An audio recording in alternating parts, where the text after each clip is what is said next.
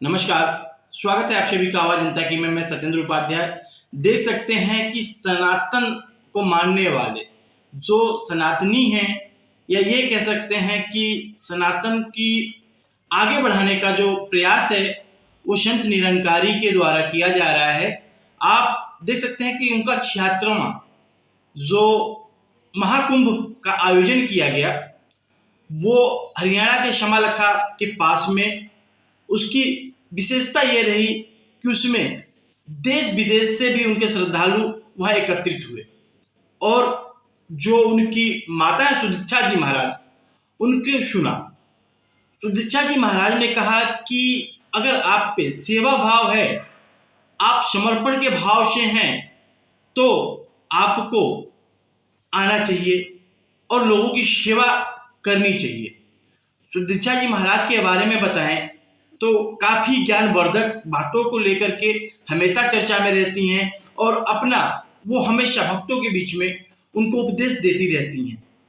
सुदीक्षा जी महाराज जो हैं काफी चर्चित हैं, और उनको पंजाब, हरियाणा, उत्तर प्रदेश और ये कि देश विदेश में भी लोग उनकी बातों को सुनते हैं और उनकी बातों को अपने अंदर ग्रहण करते हैं। सबसे बड़ी विशेषता रही कि 3 दिवसीय शिविर में बड़े दूर दूर से जो लोग आए हुए थे, काफी आपको समन्वय दिखेगा। सिस्टम था एक, उस पहचान इस ब्रह्म ज्ञान द्वारा ही होती है। अगर हम सही मायने में खुद की पहचान करना चाहते हैं तो इस परमात्मा को जानना होगा, क्योंकि इसी परमात्मा की अंश हम सब में है। और एक मनुष्य को सिर्फ शरीर तक सीमित नहीं करें। वो देखें कि शरीर तो एक दिन ख़त्म हो जाना है, पर ये जो आत्मा है ये परमात्मा की अंश।